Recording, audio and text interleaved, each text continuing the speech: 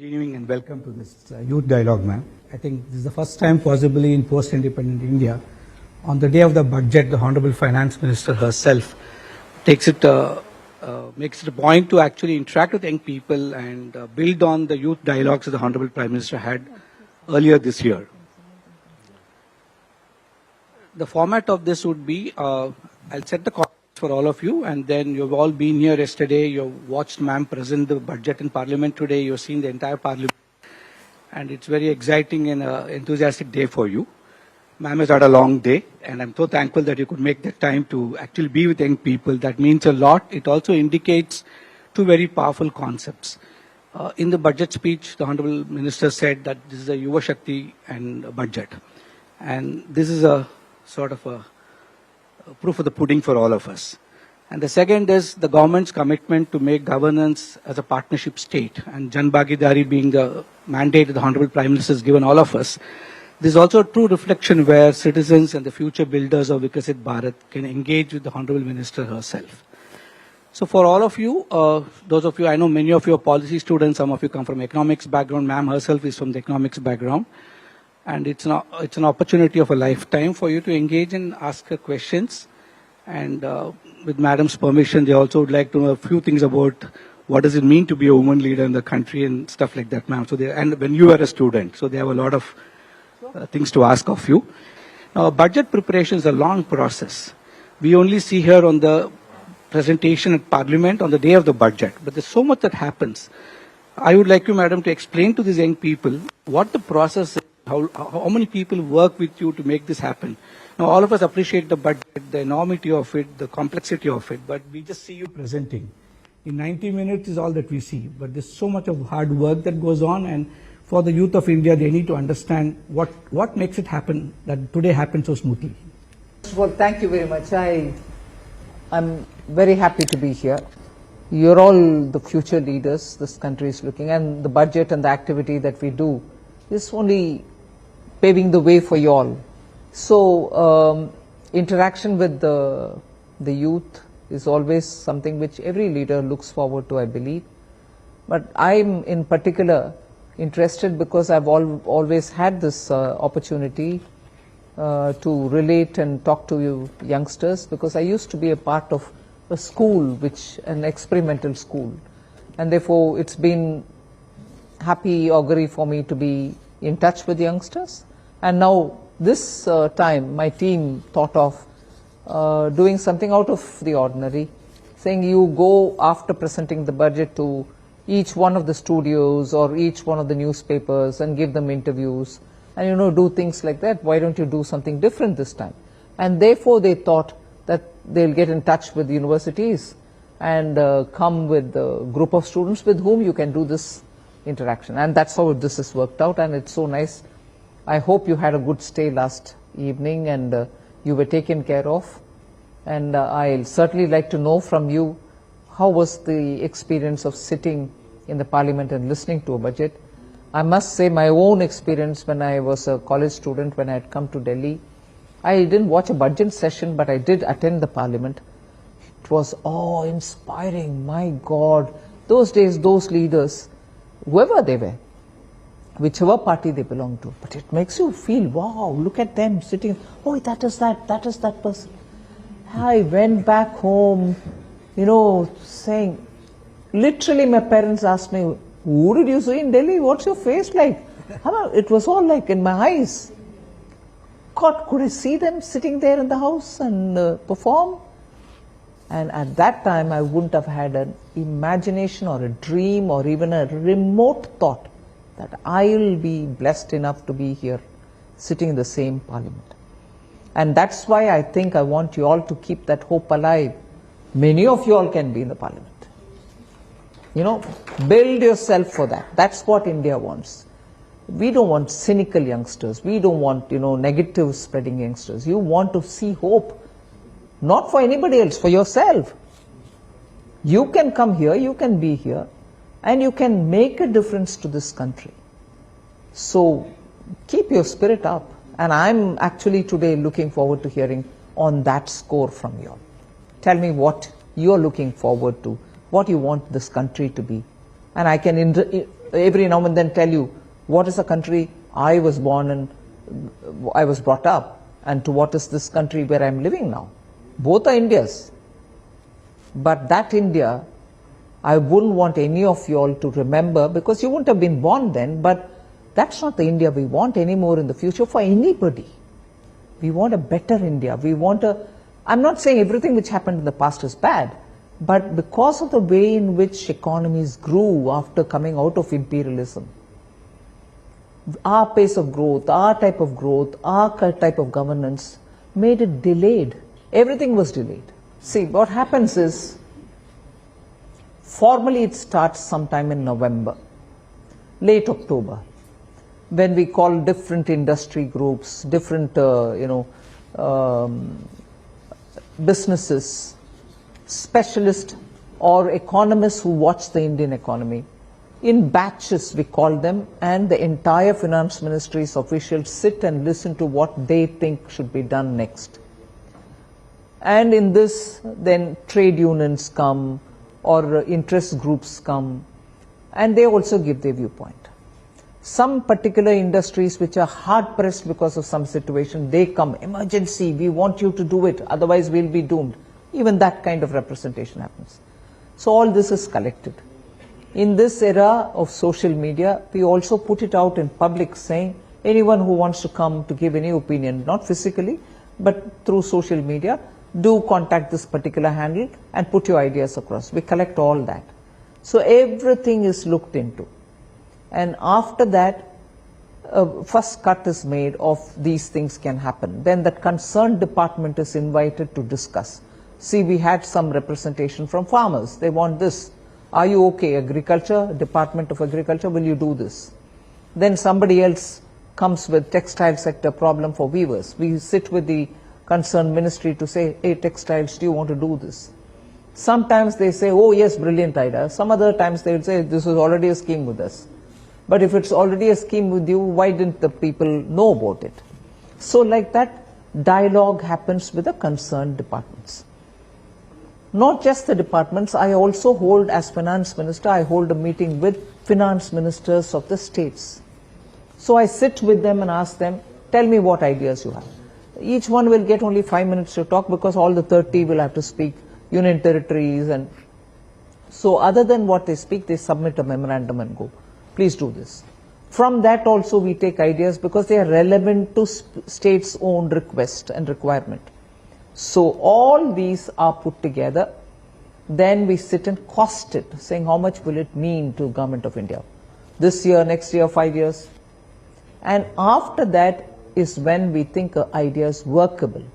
Because when you say an idea is workable, somebody should take the responsibility to implement it, and also correct course if something is going wrong, and also come back to say money is fully utilized, it has reached the last person who needs to be approached.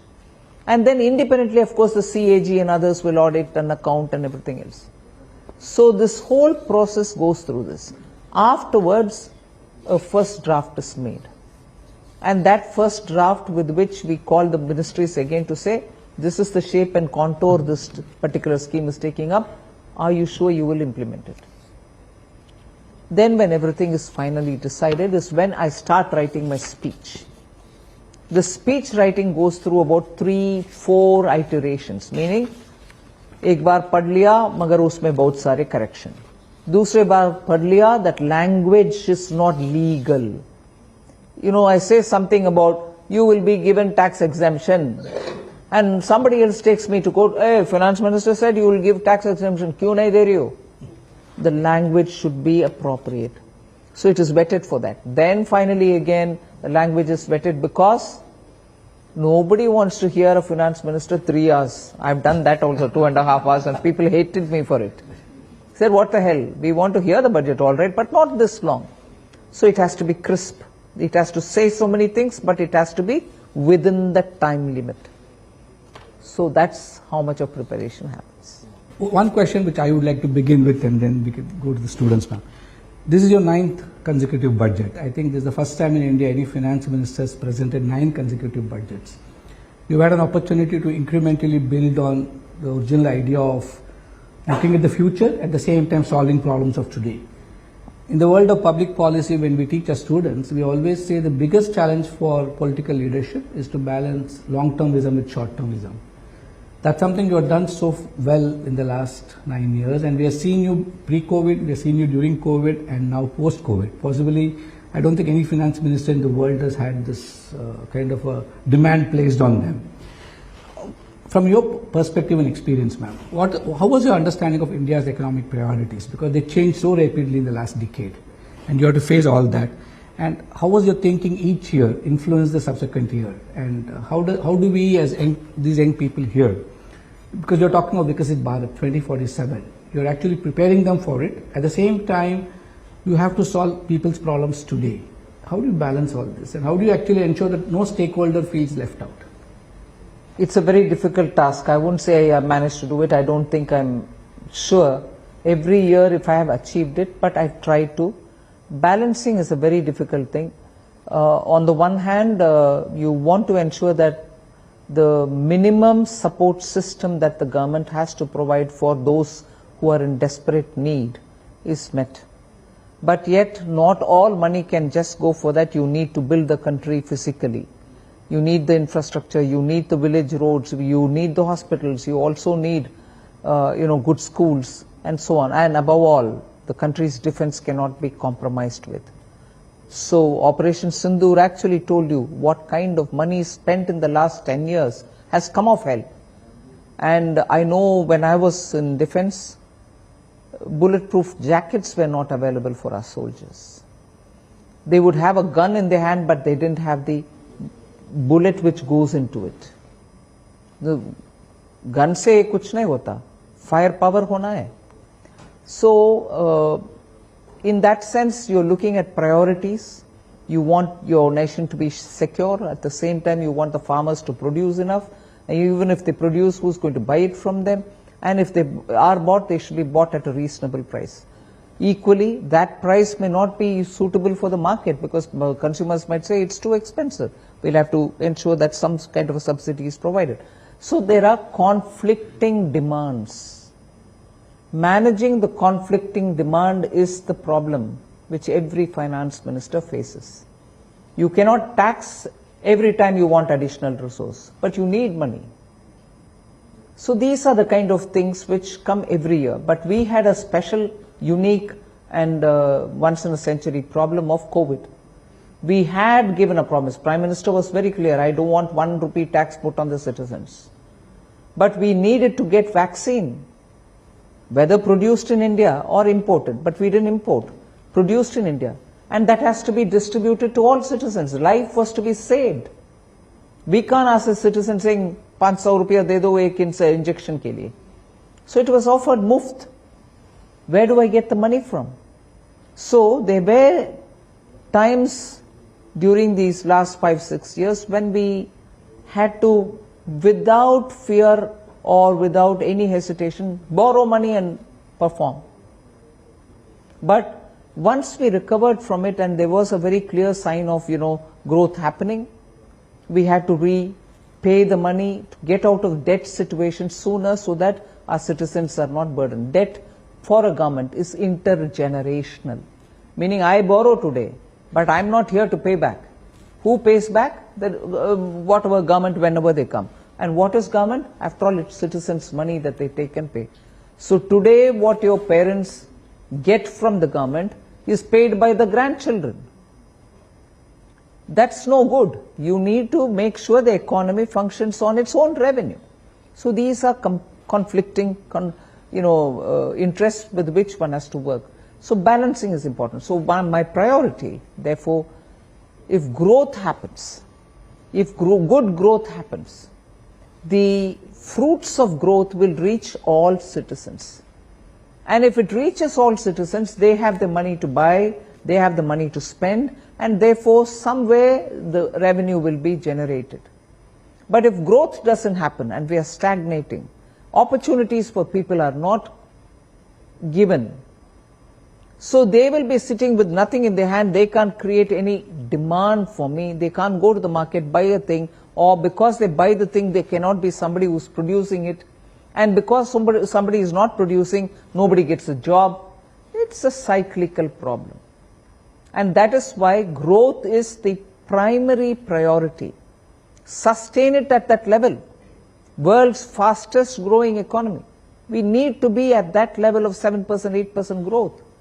So everything that I do will have to be for sustaining that growth. Spend it in the right direction. Make infrastructure, the people who are living near it will benefit. Cement industries will benefit. Steel industries will benefit. Those who work in those companies will benefit. So it's a cycle of measures which promote the economy. So growth, and growth is my priority because that can create jobs, that can bring more people into workforce, and because of that more productivity can happen. But of course we are living in a technology driven world.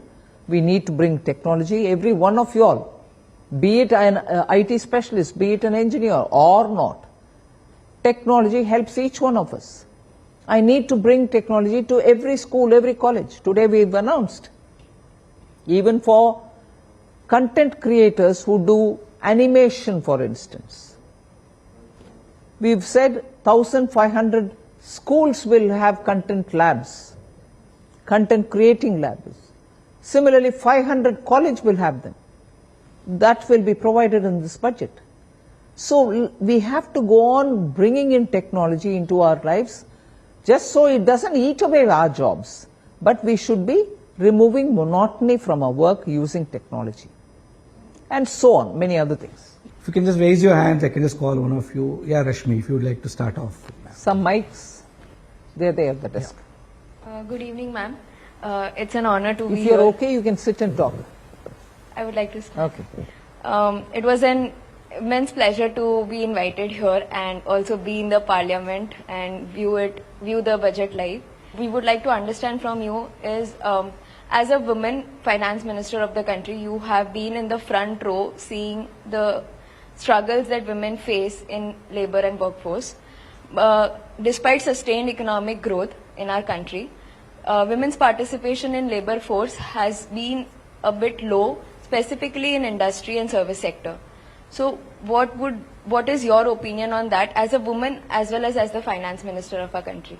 Women coming into workforce is something which will have to be encouraged. There's no doubt. But of course, I cannot say every woman should come out and work.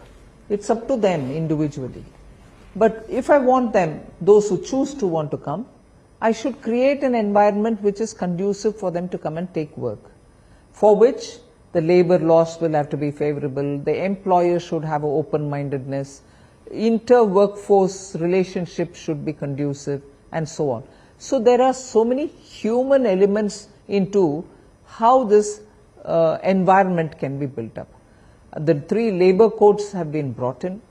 States have also adopted that labor code, many of them, and it provides for security and safety of women workers, particularly if you've given extended work hours and they have to return home or come to work in late hours. Necessary safety and precautionary measures should be there, for which we bring in certain laws through which we encourage. Other than that, employers nowadays understand the value addition that women workforce bring in, because they see efficiencies. I'm not saying men are inefficient, but the drive in women and the precision that they bring in with their fingers, people are realizing it, and therefore you find semi-skilled workers, more women are coming in. And of course my grievance is in the boardrooms there are not very many women. We need them to come into higher positions also, so that they can influence decision making and be exemplars, so that others can also come to such position. So more work has got to be done. I'm proud of one thing, that much before, as soon as we came into power, Prime Minister Modi decided that he's going to extend this maternity related facility which is given. It was about 4 weeks or something. It's been now raised to 6 full months. So there are several other measures also. I don't want to elaborate every achievement of the government, but one thing is beyond government. No government can do anything in it. And that is the attitude of us, each one of them, each one of us. sometimes inadvertently, even if we want to be at par with the value systems of people around us, sometimes we let go some prejudices which are lying hidden in us. Not that we cherish or nourish it, but है अंदर, आ जाता है बात में. अरे ये क्या कपड़ा पहनाए हो, ये क्या कर रहे हो? Looking at women as somebody who can receive ideas. I can tell them, hey, ऐसे नहीं करना चाहिए. We as women will never look at a guy, hey, नहीं, ऐसे नहीं करना चाहिए. We won't do. It's just, I don't think the person intends to be nasty, but sometimes hidden prejudices come out. I'll take my own example and tell you this. Every year it becomes a strain on me because what are you going to wear on budget day? I dare ask this. Would they have ever asked a male finance minister, "Saab, kal budget ke samay kya pehen rahe ho?" They won't ask it of a man, but no, even this is a subject of budget. Arey, sari kaun sa? Theek hai, when I come in a sari and you like it, you say, hey, lovely sari. But you don't say, what is she going to wear? I mean, what's she going to read? What's she going to tell us? Uska mahatva do na. I don't find it harmful. But interest when it is woman, it pans across the substance and goes away on directions which are not necessary. So that becomes a stress point for women. I'm out of it now. I will wear what I want to wear. That's it, finish. But it becomes a subject of discussion beyond the work limitations, the contour you can draw for your job. On that, how you'll treat a man, treat me also. But that means it is important that we draw equality in true sense. You can't have demands for privileges. Mahila hai ki nahi chalega, kaam mein dikhao. And in fact, the media has already analyzed what you wore today, what you wore last year, what you wore 2 years ago. And they sort of connect so many stories to all of them. Good evening, ma'am. My name is Abhilash. I am from Odisha and currently I am pursuing MBA at IIM Bodh Gaya. Ma'am, you spoke about the orange economy today. So should the youth view it as a mainstream career in the future, such as IT sector, or primarily it is motivated toward a creator or a startup ecosystem? We as a youth all are here are keen to understand what is the policy intent behind it, ma'am. It's a fantastic area to aspire to be in. There's so much promise. Entertainment today is not just through films.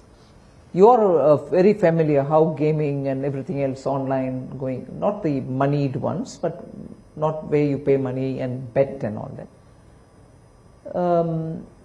Quite a few decades ago in Japan, you must have heard of this also, the Ghibli studio, and also the way in which Ramayana itself was presented. It's such a fascination for India.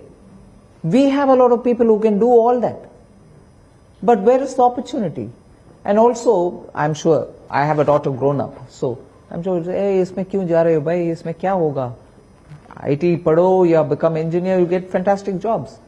We believe there's no opportunity. Because there's no opportunity otherwise in India. We have to create opportunities, and that's why since the last budget, consistently we are making sure that we bring in policy for it, money for it, everything. And there was one big conference, global conference, Waves, which was held in Mumbai. What interest was there in it? And actually today the television media depends on these kind of inputs. So yes, it's a bright area to go in, and it has so many varieties. Your creativity can be challenged every day. If you have the aptitude, you should go into that. Rani is from Odia and she would like to ask a question in Odia, ma'am, and I will translate it. Yeah, sure. आप ओडिया में पूछ सकते हैं. शुभ संध्या ma'am. मोर नाम राणी रहित Centurion university Odisha रु आसी ITI छात्र. मैम मु आदिवासी अंचल रु आसी. आम आदिवासी अंचल पिला माने बाहर को जीवा पाए बहुत सुजोग मिलुची, किंतु भाषागत हेतु आमे योग्य स्थान को पहुंची पारुना. এই ସମସ୍ୟାର ସମାଧାନ ପାଇଁ ବଜେଟରେ କିଛି ସୁବିଧା ରହିଛି କି ଯାଦ୍ୱାରା ଆମେ ଆତ୍ମବିଶ୍ୱାସର ସହ ହିନ୍ଦୀ ଏବଂ ଇଂରାଜୀରେ କହିବାର ସକ୍ଷମ ହୋଇପାରିବୁ। एक्चुअली रानी राय तो बोल रहे हैं, एक्चुअली ट्राइबल एरिया जो है उनका बहुत सारा अपॉर्चुनिटी मिला है बाहर जाने के लिए, इस टाइप का कॉन्फ्रेंस अटेंड करने के लिए, लेकिन उनका प्रॉब्लम है हिंदी एंड इंग्लिश वो वीक है। वो ये नहीं है, उसका एरिया में जो ट्राइबल एरिया है सब कुछ उन लोग ऐसे ही है। तो ये बजट में ऐसे कुछ है क्या जो ये जो gap between English and Hindi fulfil करने के लिए ऐसे कुछ बजट पास हुआ क्या, इसमें पॉइंट है क्या, ये पूछ रहे हैं। First of all you tell her I am very proud of her. Frankly ये बात कहना कि मुझे ओरिया आता है मगर हिंदी और इंग्लिश में कमजोर हूं, मगर क्या कुछ बजट के द्वारा इसका सुलझाने के लिए रास्ता है? यही है ना आपका प्रश्न? मैं ये बात बोल रही हूँ, इस बार या हर बार बजट में ये जो बात बोला जाता है वो बड़े पैमाने पर छोटे छोटे विषय एज इट इज एग्जीक्यूट हो रहे हैं, उसको मैं बजट में क्योंकि 90 मिनट्स में कितने बोलूंगी, मगर इंग्लिश और हिंदी के लिए उड़ीसा जैसे स्टेट में दूर दराज इलाके में बहुत प्रावधान है, आप सीख सकते हैं। दूसरा, आजकल बिकॉज ऑफ टेक्नोलॉजी आप ऑनलाइन सीख सकते हैं, कोर्सेज बहुत सारे हैं, इंग्लिश भी है हिंदी भी है, उसका प्रावधान दे सकते हैं। I'm normally on a budget day. I still remember my own father. He would look for has cement price come down, steel price come down, and that was what was a priority then. So a lot of announcements get made on the budget day. But from your perspective, what should citizens look for over the next year to truly assess whether the budget is succeeding on their behalf or not? See, budget is not just taxes. Budget has a lot of schemes. Does that make me feel that issues related to my life are being addressed through these schemes? That's one thing you can have a look. Second thing, again, looking at taxes. Is the government being consistent? Last year they increase, this year they bring down, next year they again increase. Or on the same item they go on increasing. And then, is there a larger message? Is it going to help, let's say, one particular section? Poorer sections are going to benefit, or middle class is benefiting. If not, you should highlight it also. So in these, and most of the things are so transparent about the budget nowadays. Earlier, if you're saying, Bala, about cement prices, that was a priority. Because everything was controlled. You can only produce this many bags of cement, while the country would need, let's say, 1,000 bags. They would be told, you produce 10, you produce 2, you produce 8. An artificial scarcity because everything was controlled. And when it is controlled, even if it is 10, when it goes to the market, there will be such a demand. Whereas now what you're seeing in India is all these controls have been taken out. If a producer thinks he's got the capacity to produce 1,000 bags, let him produce. Similarly, for him to get the raw materials, infrastructure is improved. So he's able to get the raw material at affordable cost. He is able to transport it to the place where the market is at affordable cost. So that 400 rupees is not the question. 60 rupees he produces, another 20 rupees for logistics, another 10 rupees for some markup. You will get it well within 100 rupees. Efficiencies of productions works today, whereas control worked then. Coincidentally, ma'am, only today, there's been a recognition that India's growth story is going to move the world's economy. And we have displaced the US from number one, and we have become number one in that. So it's a nice news to hear on a budget day. I know. I'm sure many of you all are very active in social media. You would have seen. I'm just quoting this name not because there's a particular reason. Elon Musk takes the IMF data to say, wow, is this true? You know, that kind. I don't remember what exactly he said. Wow, he said, or something else he said. China contributes 26% of growth in GDP, global GDP. India contributes 17%. Together, 43% of global GDP growth comes from these two economies. Did any of you see that tweet? What does that convey? I will say this from my side in the parliament, but India's opposition should also understand that this is the kind of strength that India has acquired now. Next only to China. The gap may be big, 26 and 17. We'll bridge it. But we should have the confidence that together with the big economy, which is just next door, we contribute 43% of global GDP growth. And we are living in that India.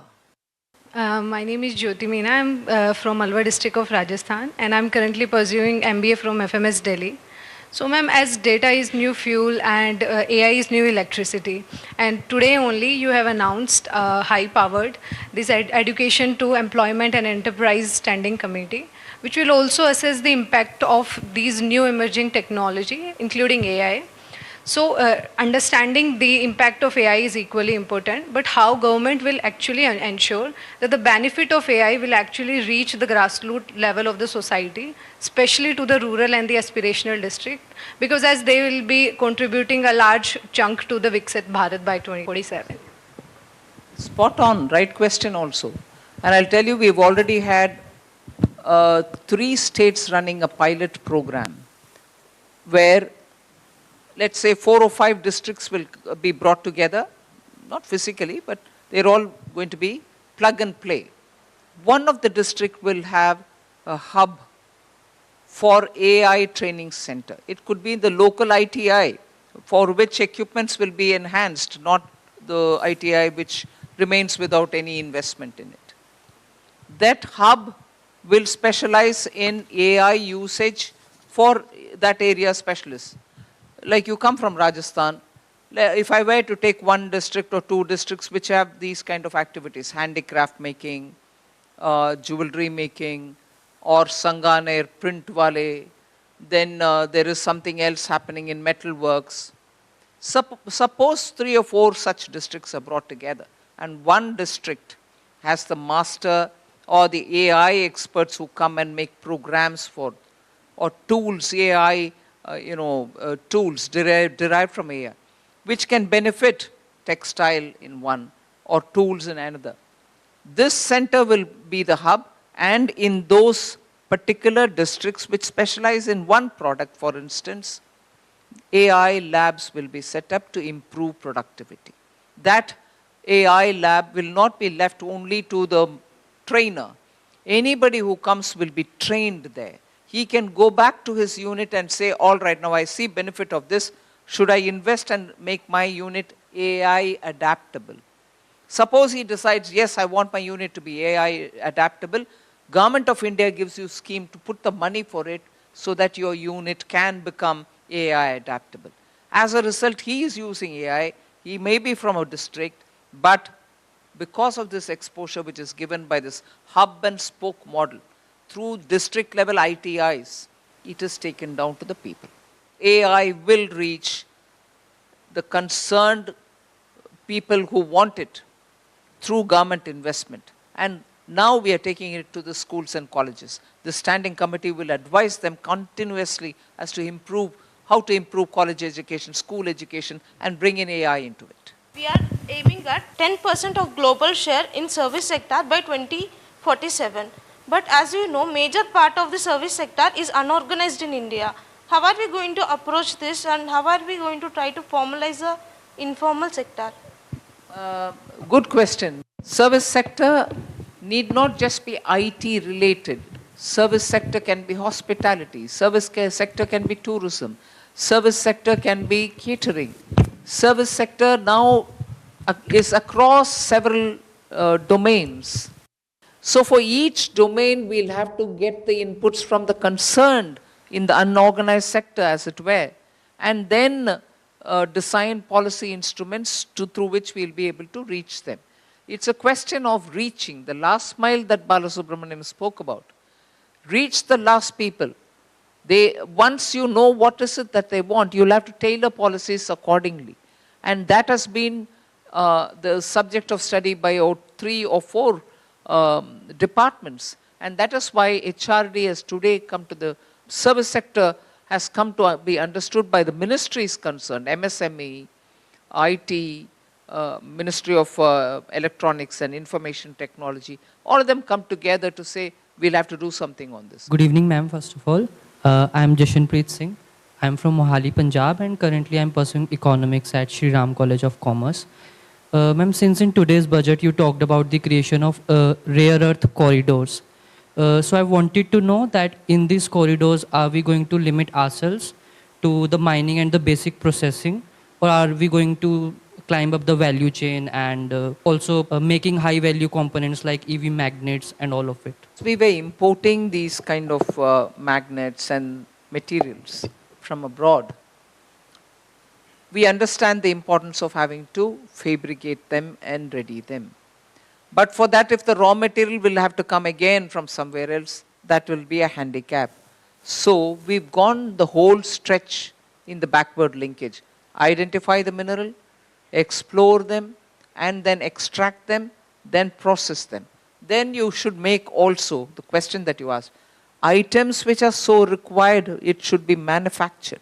And that should be supplied to industries, whether it's a car, whether it's your refrigerator, whether it's a solar panel, whether it is a semiconductor chip, all of them require some or the other such rare earth based part, component. The manufacturing of that is also part of the intent of the government. These are basically from the Gen Z, ma'am, and so they are used to rapid fire questions. Yeah, whoever wants it. A rapid fire question for you. My name is Isha Haldar. I'm pursuing mathematics at Vishwabhati University, Shantiniketan.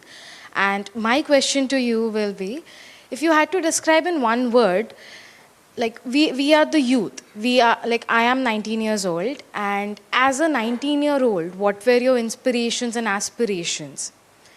If you had to describe them in one word, then what would it be? I had to come away from the place where I was living. Of course, you are in a wonderful university. I love it. In fact, you know, when I was young, in my family, it used to be one of the things they said, Shantiniketanla poi padikano. Anybody understands Tamil? You understand, right?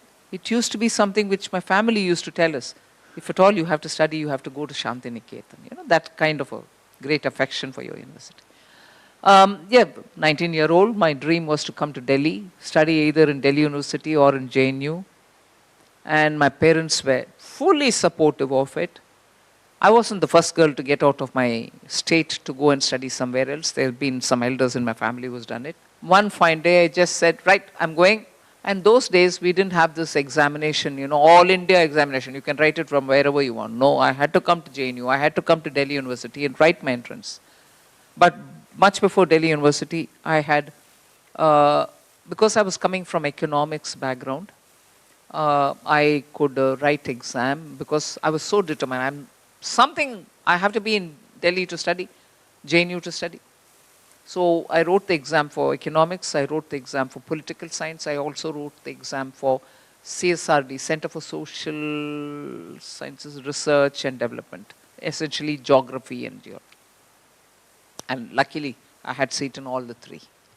So as a 19-year-old, I came all the way from my place. It wasn't a direct train from Tiruchi to Erode to take a train which was coming from Kerala all the way which came to Delhi. And at that time, Delhi was a big fascination for me for academics. I can still remember that one day when I left home. My father couldn't come all the way to leave me in Erode. I had to take and change a train there. From Tiruchi to Erode is a broad meter gauge, I think, those days. And then from Erode, it was broad gauge coming to Delhi. That itself was an experience. But if you ask me to draw, and if I had the skill to draw, I'll be able to draw because my mind is full of that picture of waiting in that station, getting into the train with a fear in the mind, saying, what's going to happen? I'm going to Delhi alone. Oh, but not a regret. And today you announce high-speed corridors. Corridor, yes. मेरा नाम सौम्या पटेल है. मैं विश्व भारती शांति निकेतन से और मध्य प्रदेश जबलपुर की रहने वाली हूँ. मेरा क्वेश्चन ये है कि मैं अभी BA ऑनर्स इन हिंदी से 3rd ईयर में ग्रेजुएशन कर रही हूँ.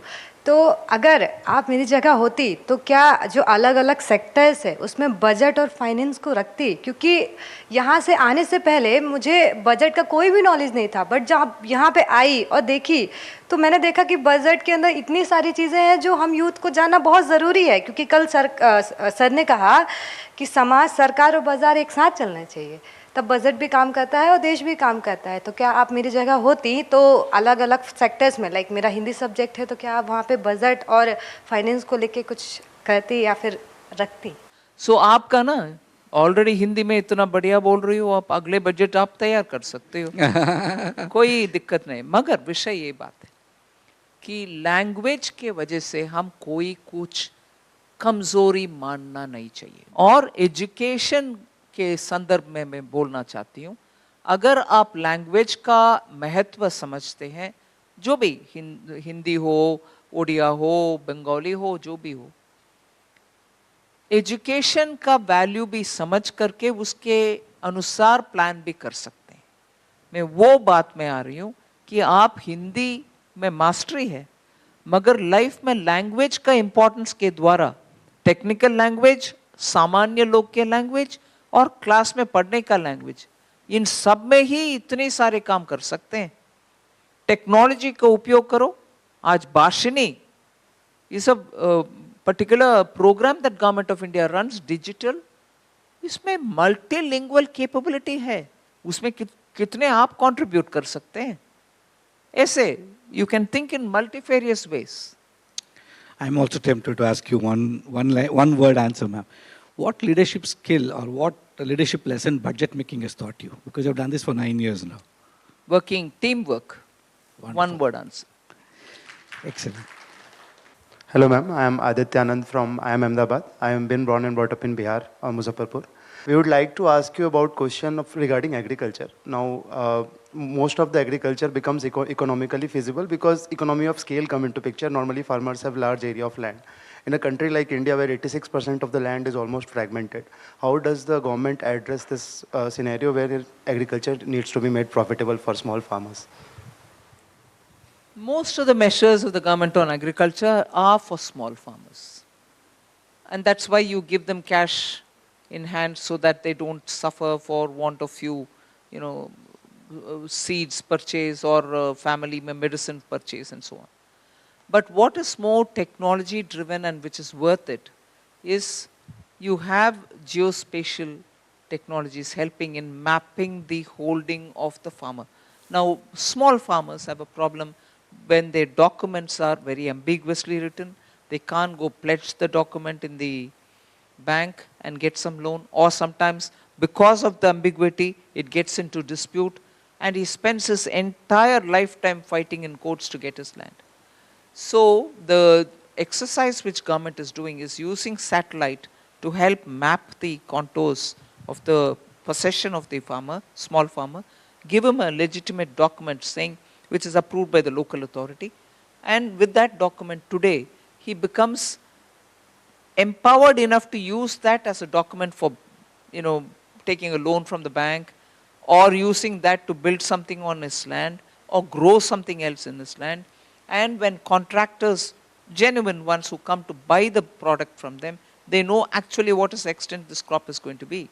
And again, geospatial, you'll be able to map it, saying how much is the crop density, what will be the yield.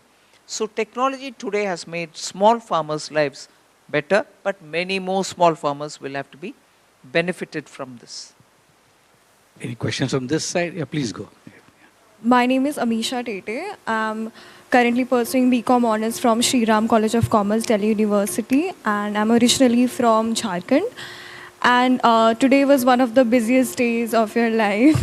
So we all are very intrigued to know what a normal or a daily day looks like in your life as a finance minister. Well, it starts early, ends late, but I don't allow it to be late beyond, let's say, 8:30 or 9. But it's, in a way, nice and challenging. It's very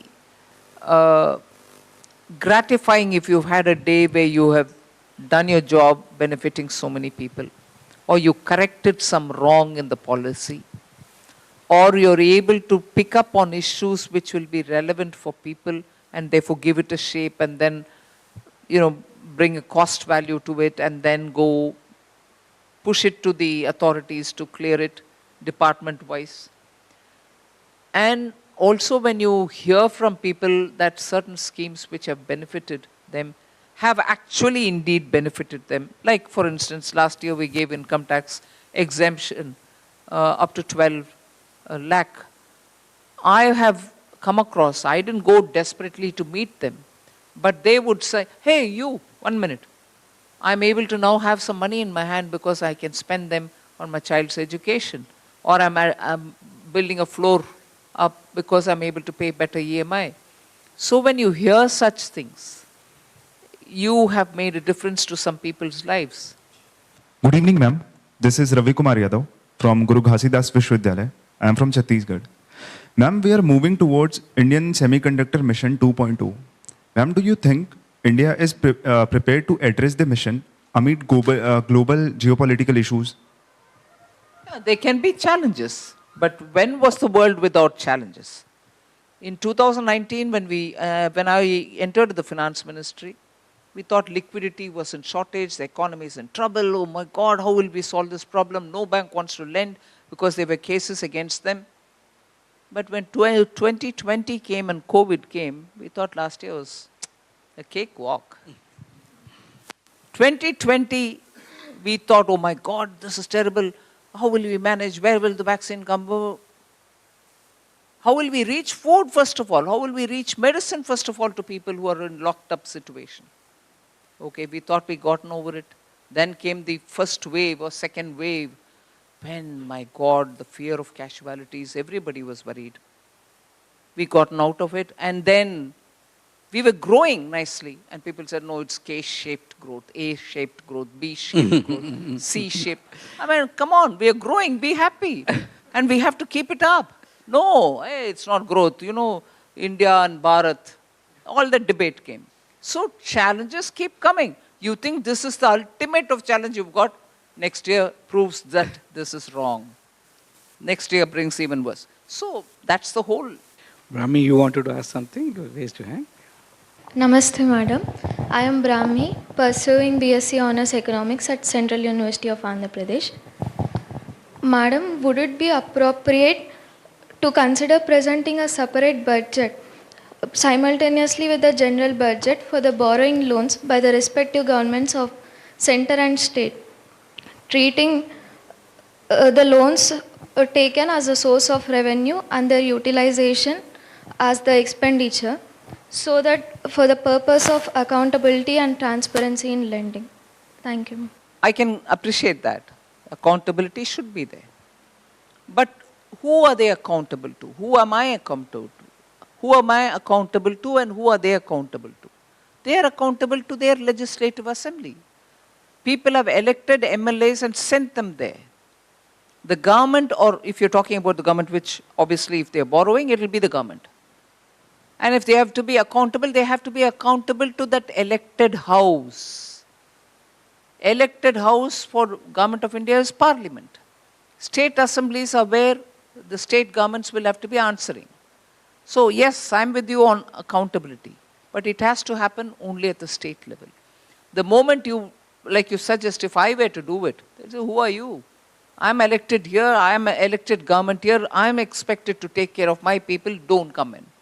And that won't be right as well. But in borrowing, the union government has an authority. Under Article 293 of the Constitution, you can question a state if it exceeds its borrowing beyond the Financial Responsibility Budget Management Act, FRBM Act. If they cross that limit, I can question them. Reserve Bank can cut off funding for them on certain things. They will not allow them to come to the market to borrow, and so on. So there's a way in which we can ask them. Yeah, Danya, you want to say something? Good evening, ma'am. We want to know about what's your opinion about developing AI in India. Will it increases the unemployment, or it decreases the unemployment. As a medical student, I am considering our profession. So people are developing, technology is developing. They are making their diagnosis there itself by knowing the symptoms, and they are taking treatment there itself themselves, and prognosis also they are seeing. So will it AI replaces the doctor, or will it help the doctors? What's your opinion about that? Like all technology, it comes with its own challenges. If you're able to harness it for the benefit of people, it will play within that role. If you go exceeding certain limits, it becomes unethical. If you use it excessively, like in countries abroad where population is declining, they have senior citizens, no productive age, younger people. They try to substitute many of the things that working age person has to do with robots and Internet of Things and so on. But in a country like India, where you have absolutely revving to go youth who want to do things, who want to do it for themselves, who want to contribute to the society, AI should still be helpful to reduce the monotony, as I said a bit earlier, to give us greater advantage in productivity. What you can do in 5 hours, if using AI, you are able to do it in 2 hours. The rest 3 hours you can do for something else. In bringing precision, if you need something in technology which has to help you in precision, not precision like when you do handwork. That precision, if machine does, it won't have the same finesse. So certainly it is not to replace, but to better human work. By bringing better productivity, precision, removing the monotony, and being also imaginative in which way it can get you things done, and so on. So we'll have to be conscious of how we want to use it. Ms. Lakshya Shekhawat from Rajasthan, currently pursuing BSc Honours degree from AIMS Nagpur. Honourable Minister, Budget Session 2026 had provided a significant or visionary increase in Ayush and allied health sciences. But the nursing department, the nursing profession, yet said that there is a decline in the nursing profession. Even after 24/7 nursing profession is giving care to patient. In any profession or any budget allocation for this sector also? Of course, when I say allied health, it also includes nursing. Good evening, ma'am. I'm so grateful to be able to be given the opportunity to speak with you today. My name is Rohani Bakhru. I'm a final year BCom Honours student studying at LSR, Delhi University. Ma'am, what I was hoping to understand from you is that what aspects of leadership do our students probably underestimate when it comes to policy-making roles such as yours? Self-confidence. If you believe in yourself as much as you should, and not doubt about yourself, not wonder I can do it or not, I don't have anybody to help, you don't get into any of this. So your self-confidence is what you have to estimate appropriately and not underestimate it. Nothing is impossible for somebody who is confident. But it should not be overconfidence either. So you have to do a fine balancing there. Okay? You get where I'm going, right? So confidence is one thing which is underestimated. If every Indian feels confident to do things, not overconfident, imagine where this country can go. You notice a lot, ma'am. Ma'am, what I feel is each and every student or each and every citizen, whatever they talk or whatever the statement they have given is just an opinion or a perspective. Whereas sitting in the honorable position, each and every word matters and each and every statement becomes a policy. In such a scenario... Frightening me. I'm freewheeling my thoughts here. No. And here's somebody saying, hey, you better... Watch out.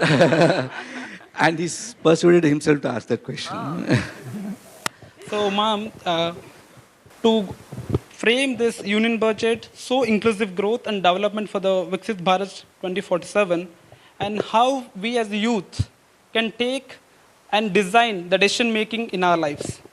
The decision making to draft a unique and a comprehensive growth and policies for the next Viksit Bharat in such a manner how, being a youth, we can take or design our own decision making in our lives. See, there are many things you have to keep observing.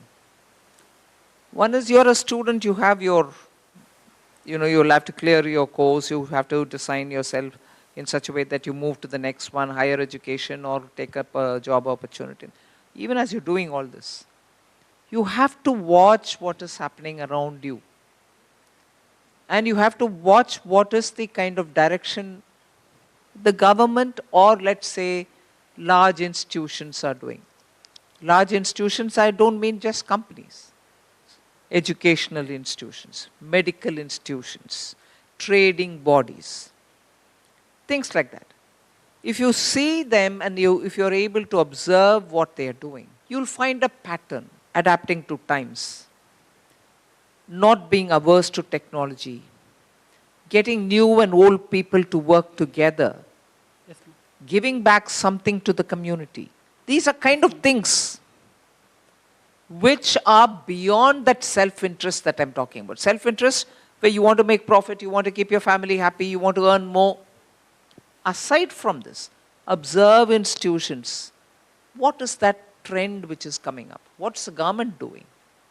And once you notice that, and once you're able to form some kind of a sense out of what's happening, then you will know what kind of way in which you have to move, towards those sort of things.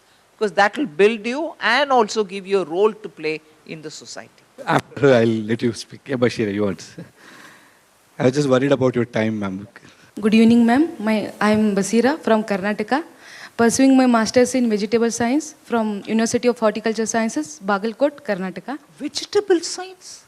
Yes. I didn't know there was I didn't know that there was a course like that. I've heard of agricultural sciences. Wow.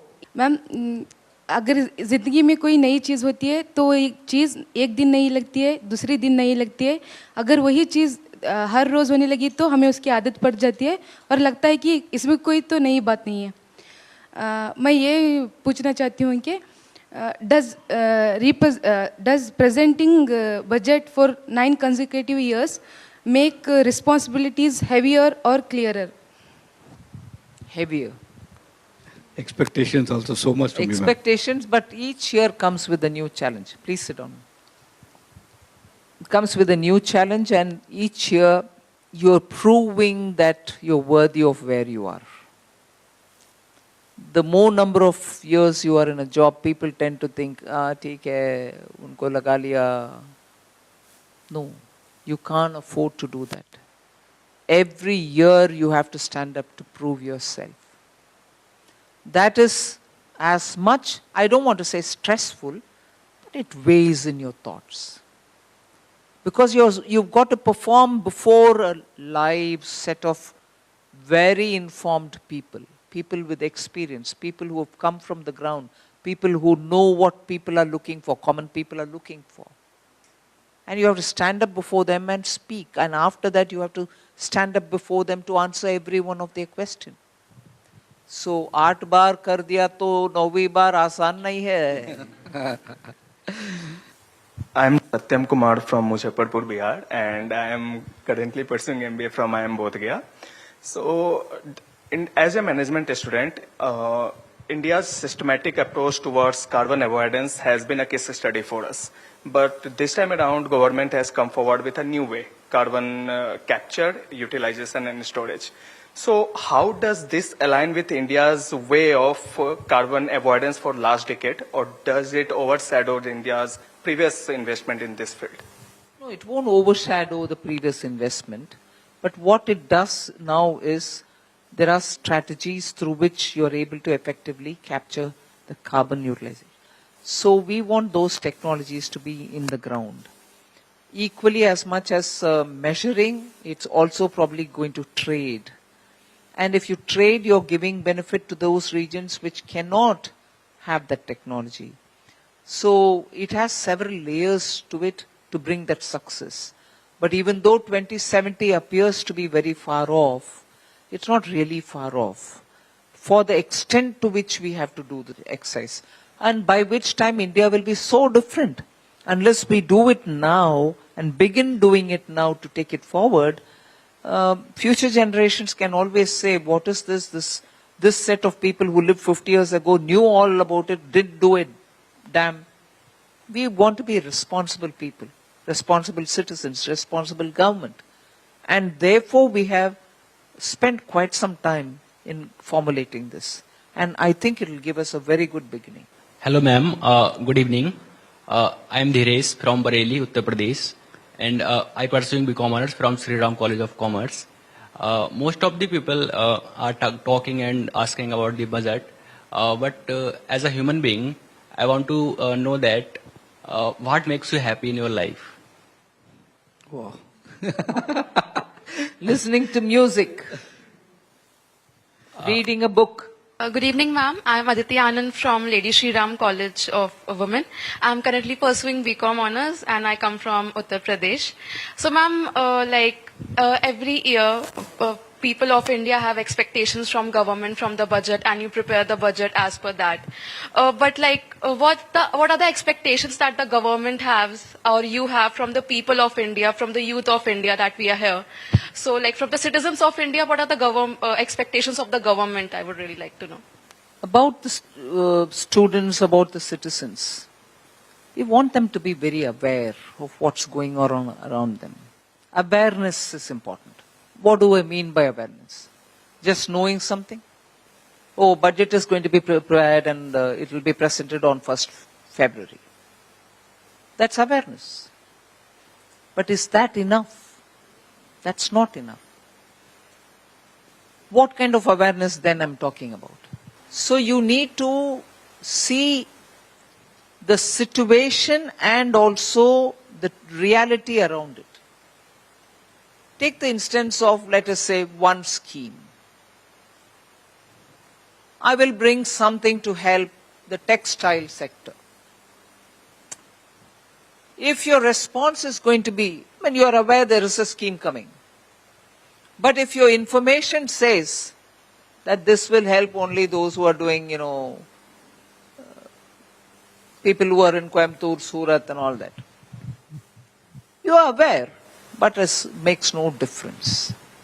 Whereas if you're aware and you're able to see that this is a way in which that sector is getting support, new people can also enter it, and in order to help people understand what is it actually saying, you go online, understand it, and probably among people your age, say, is it worth business for India to go in? There is an inherent advantage. Should we do it? Should we not?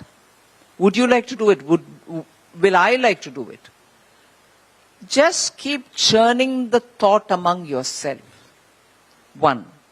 Second, also the scheme comes through, it works, it doesn't work, it partly works. If in case you meet up with somebody, it's one of the things which you have to acquire. Conversational skill. You are meeting a set of people who come, like this group. What you're asking, what you're talking, you could probably talk to this girl who's come from Orissa. Her understanding of her society there, and your understanding being a Delhiite, or somebody else who's come from Shantiniketan. Conversational skill is not just for, will you share my drink? Do you have do you go for a stand-up comedy and show? Not just that, talk that also. But if you have a bit more deep conversation, your perspective on different things around you will itself open up avenues for you. You can decide where you want to be, you can decide what you want to do, and you can also understand from the experience of somebody else who's the same age as you are, coming from a totally different perspective, a very valid perspective. Not just your perspective, but even that perspective is valid. Then you know the world is from different angles. That brings a different individual inside you to come out. You don't know what lies inside you till actually you meet up with people of different spectrum. And you'll be surprised who you'll become afterwards. And that's so beautiful, I'm telling you, when you draw the person from inside you, who you didn't know earlier. It brings out the best from you. And you actually feel very happy about yourself. You should try each time. Good evening, ma'am. My name is Tejas Chabra. I'm from Bangalore, and I'm currently pursuing my master's in economics at Shivnada University. At the outset, I would like to thank you for this opportunity, not just to interact with you, but to visit Parliament. Just as you were awestruck, I think it's a civilizational icon to visit the Parliament and see proceedings. So it's a once-in-a-lifetime experience.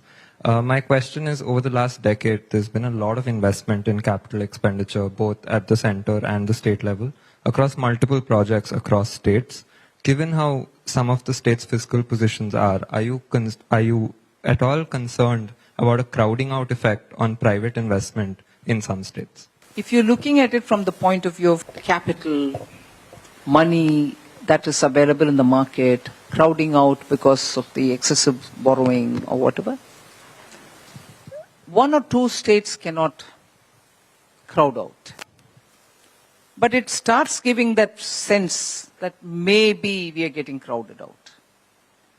And that's exactly what we have to avoid. But how do we avoid it? The market has its own mechanisms. The moment you know that it is getting heated up because of government borrowing, the yields go up. Crowding out happens at that time. The markets are indicating to you it's getting crowded out.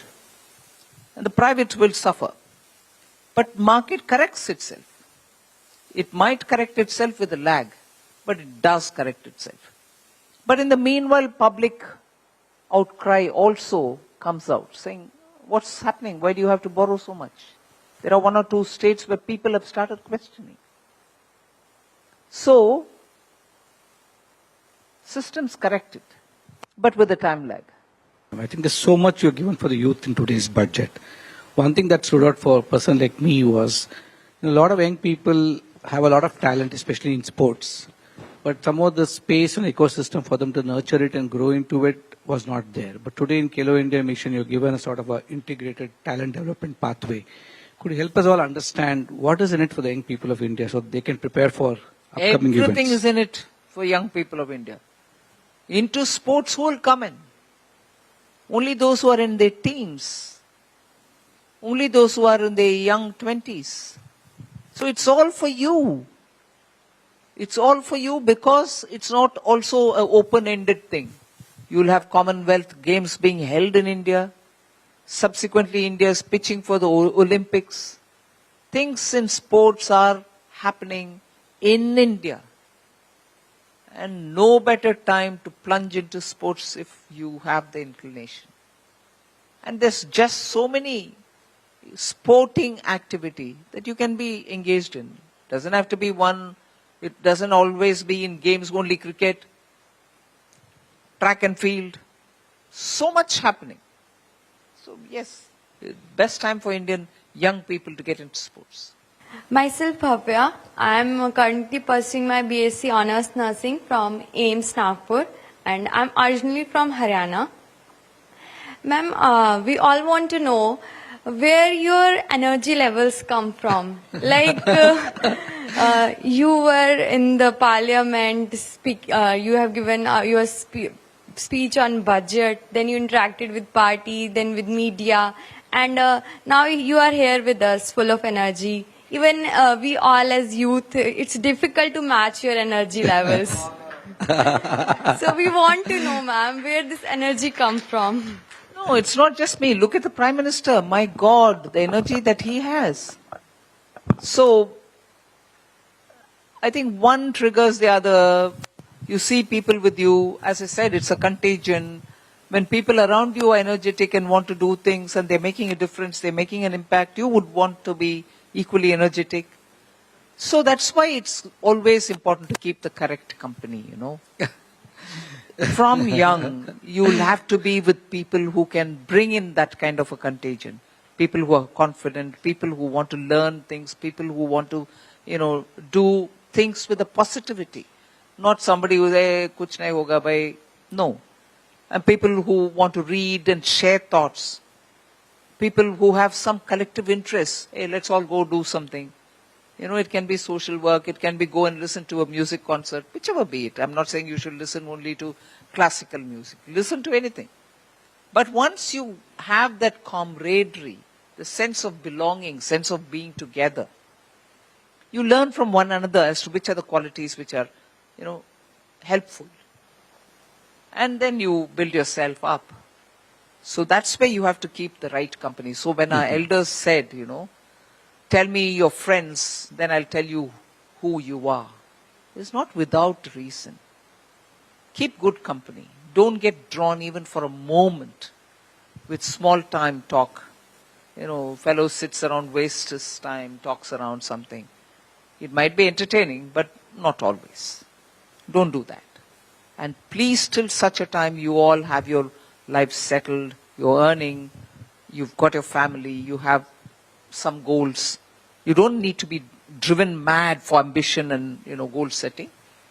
But till such a time, let me sound old-fashioned. Keep yourselves away from temptation. You have to climb ladders of different levels. Compete. You can be a musician, you can be a painter, you can be anything. I'm not saying all of you all should become IT engineers and start coding. No. Do something. There will always be a time when you can put up your feet and say, Chal, I'm going to Maldives, I'm going to have a great holiday. Do it. But not till you reach some level. And these are the formative years when you can do such wonderful things. Good evening, ma'am. I'm Varsha from Sambalpur, Odisha. And I am pursuing... Lovely saris, yeah, from Sambalpur. Yes, ma'am. We have known all over the world for Sambalpuri saris. And the handloom is extremely pretty. Absolutely. And recently I had gotten a chance to visit the handloom where the entire sari is made. So it is extremely pretty. Amazing. And it's, what very kind different. of designs they make, yeah, amazing. And the fun fact is, ma'am, the colors are first embedded onto the threads. After that, the sari is being worn. Ma'am, my question is, you have been an inspiration for all of us here today. So what inspires you the most? And on a day like this, when the entire nation is watching you, what goes through your mind?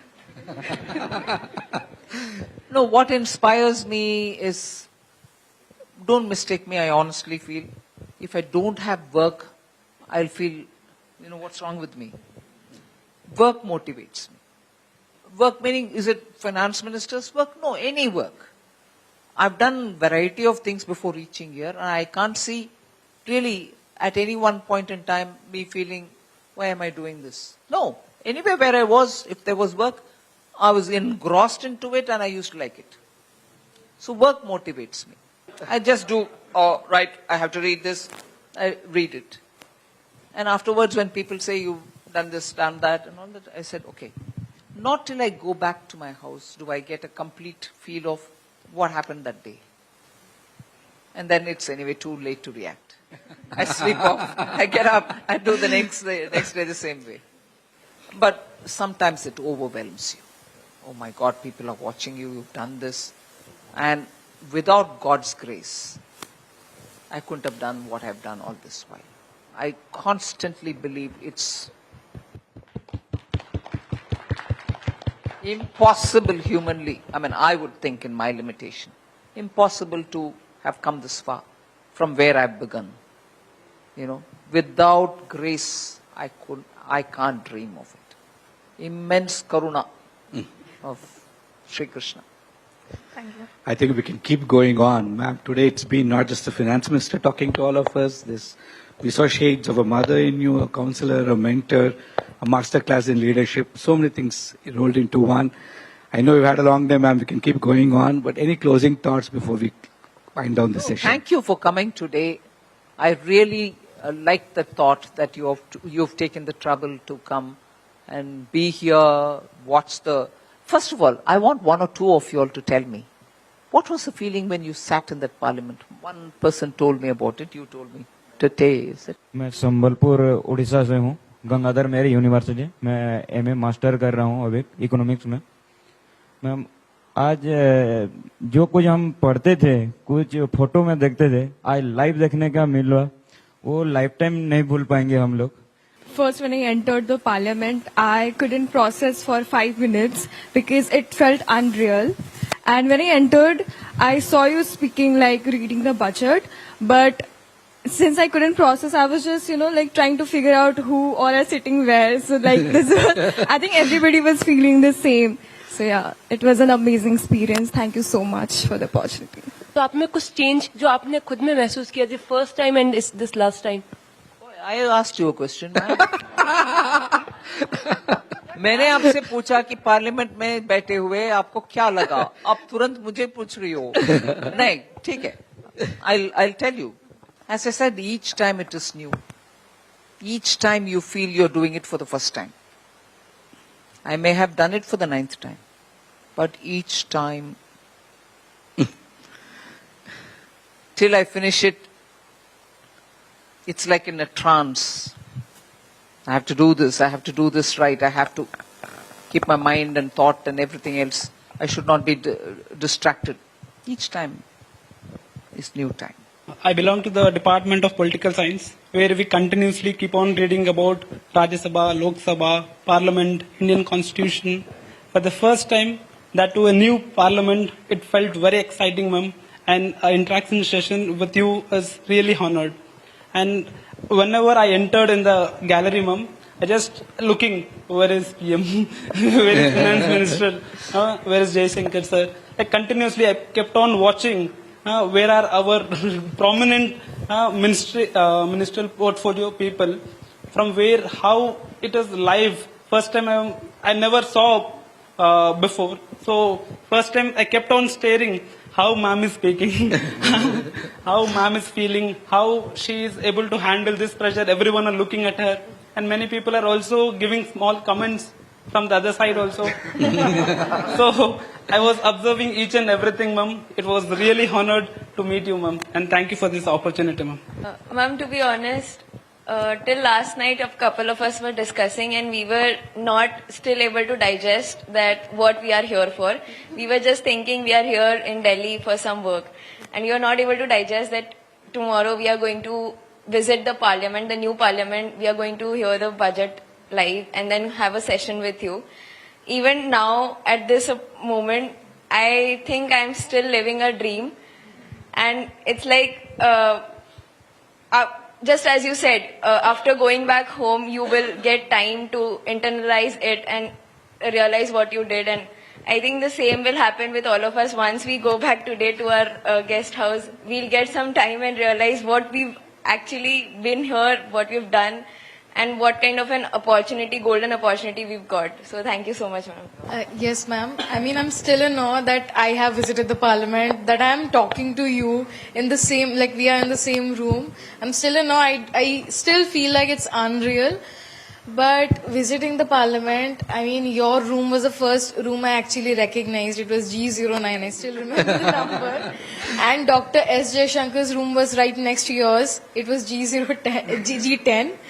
And I mean, looking at the leaders, looking at how decisions are being made, earlier we used to see them in Sunset TV or in some news channels, but seeing them with your own eyes, it was a very different experience that I'm not able to still process. I mean, I've lived it in the morning. I'm still in awe. So that was my experience, ma'am. Thank you. So I felt very happy because I thought that how my father will be reacting after I will tell him that what I have experienced today. And I was genuinely feeling that this sari is very lucky because I was wearing the same sari in my UPSC interview. And today I am wearing the same in front of you. So I felt very happy. So ma'am, honestly, when we entered the parliament, I don't know about everybody else, but I felt like a child entering into a park, and like I just wanted to experience everything there. And then when we finally entered the assembly area where you were giving the speech. So when I first looked into the big screen, it felt like I'm still watching it. It's on screen, and like being there, listening to you, the budget. A few things were like, is it really happening, or I need to pinch myself to like feel like I'm really here. So it was really a dream come true moment for me. So thank you so much for the opportunity. I think I speak for all of us that for initial 3-4 minutes, we all were completely starstruck. The first feeling that I have when I was sitting there and looking below, it was majestic. it was something that I didn't realize that it is a feeling I'm feeling right now. Even I don't know what I should name it, but I don't think I will be able to forget that feeling. Thank you for that. मैं जब छोटी थी तो मेरे घर के जो लोग थे वो टीवी पर देखते थे कि आप जो हैं वो बजट पेश करें, तो मुझे बोलते थे कि तुम देखो, तो मैं उनको बोलती थी वो लेडी को देखा है आपने और मुझे देखा है उनके पास इतना नॉलेज है और मेरे पास कुछ भी नहीं है. तो मतलब इन माय लाइफ की मैं कुछ सर्टेन चीजें हैं उनको मैंने रॉन्ग किया था, लाइक विश्व भारती. कौन जाएगा उतना दूर 2 दिन पढ़ने के लिए, और लाइक मतलब यहाँ पे भी ये पार्लियामेंट वगैरह मैं कैसे आ सकती हूँ. बट लाइक उन्होंने बोला कि मतलब सपने की तरह लग रहा है. मुझे यहाँ आके ऐसा लग रहा है कि अगर सच में आप खुली आंखों से सपने देखो तो शायद वो पूरे होते हैं. और अगर मैं इन्हीं खुली आंखों के साथ सपने देख रही हूँ और इन्हीं सपनों को अगर मोबाइल में कैप्चर कर पाऊँ सभी के साथ और आपके साथ, तो बहुत अच्छा होगा. Thank you.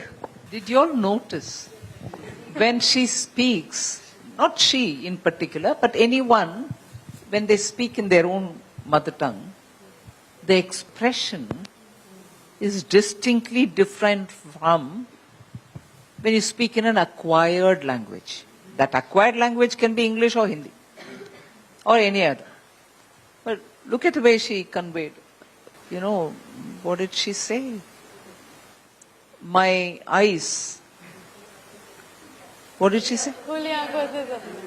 Khuli aankhon se sapne. What a beautiful way of saying, you know.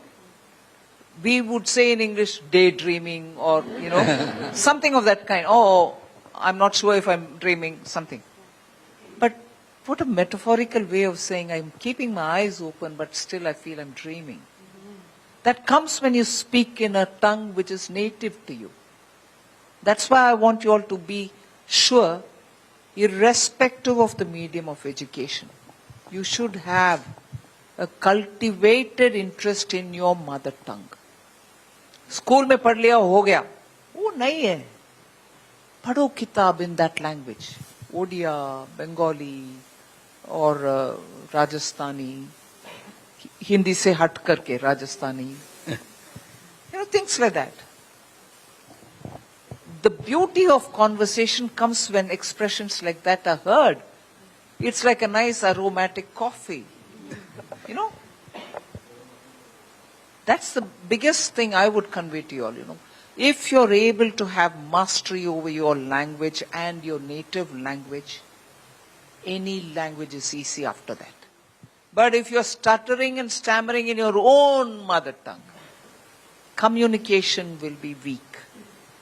If you can't communicate and communicate well, it need not always be podium speaking, debate competition.